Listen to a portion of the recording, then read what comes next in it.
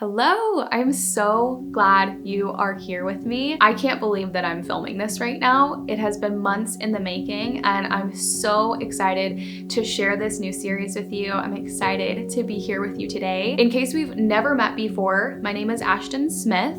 I am the founder of a beautiful, incredible company called The Awakening, where we are revolutionizing life and business for the soulful woman. We're helping them build with intention so they can leave a powerful legacy behind. I am also a lover of espresso, travel, writing. Fun fact, I have a birthmark in my left eye. If we haven't met before, it's lovely to meet you. I'm so glad that you're here. To this day, the questions that I'm asked the most, especially behind closed doors, they aren't really about strategy, wealth, or scaling. Although, of course, we talk about these things, but I'm asked the most about imposter syndrome, fear, maintaining stamina, these inner battles and behind the scenes truths and experiences that we're all going through, we're all experiencing. And although I don't find that surprising, I do find it very interesting, because how often do we see these conversations taking front and center stage in the online landscape? Not very often. We see pretty, we see polished, we see put together.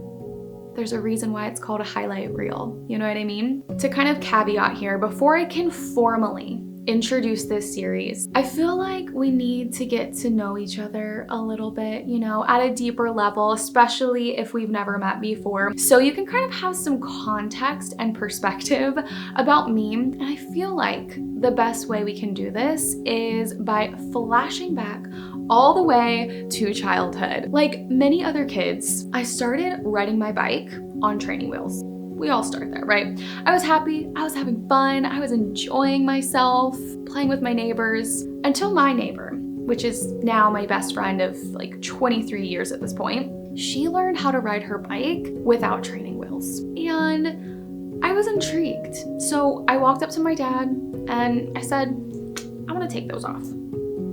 I don't need them. It was easy for my friend. So naturally, I could do that. So we take the training wheels off. I get ready to go. I tell my dad, I've got this, I'm good. I have full 100% expectation that it's gonna happen. Failure, not an option. Who even is she? I take off, I'm riding. I feel the wind in my hair for 0.5 seconds and then I fall.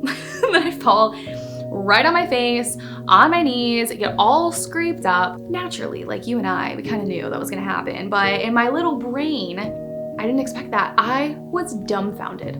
I was absolutely astonished that it didn't work. Instantly pissed, just absolutely enraged. I get up, I walk my bike back to the driveway, I throw it down, and I walk away with just tears streaming down my face. Dramatic. I was a dramatic child, I know. Here's the thing that I see in that girl. Of course, I see the beauty of her innocence, of her naive, unshakable belief. It's that childlike belief and wonder that we all know and love, right? But on the flip side, I see someone who is unavailable for a process. I see someone who is embarrassed by her process. I see someone who is eager to hide in the midst of what is hard. And all throughout my life, I have been and I continue to untangle this tendency that I have, to always have it together, to just know how to do things before I've ever even tried them before. Just ask my husband. First example that comes to mind is with cooking. I have this tendency to hide when I'm not pretty and polished. I see this behavior prevalent in our space, in the online landscape in general, in the business world more specifically, and of course, just with women at large. But when we hide the truth about ourselves, our processes, our journeys, we're living half-truths. We are living in a watered down version of ourselves. And we're fueling this idea that our story isn't valid if it's not perfect. Now, let me be clear in saying that I am not recommending that you go bare your heart and soul to the internet and dump all of your personal information, private feelings over there. I'm not saying that, but I am suggesting that we stop hiding when things get tough, that we stop suppressing and retracting when things aren't perfect, pretty, polished, put together, that we stop hiding and being unavailable for the transparent conversations that need to be had, that we stop suppressing the fullness of who we truly are, at least in an intimate, safe environment, right? You get to pick and choose where you have these conversations, but nonetheless, they need to be had because it is the messiness, the complexities, the nuances of who you are that bring true, genuine light into the world. And that's the heart behind authentic. That's the core central message of what authentic is going to be about.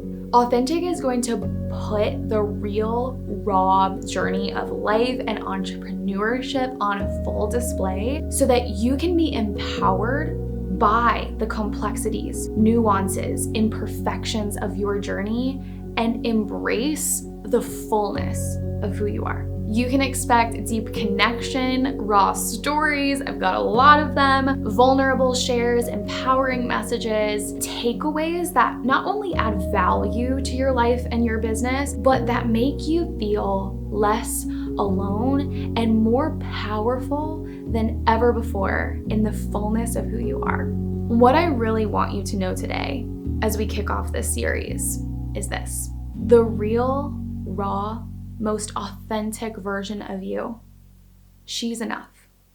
She's more than enough.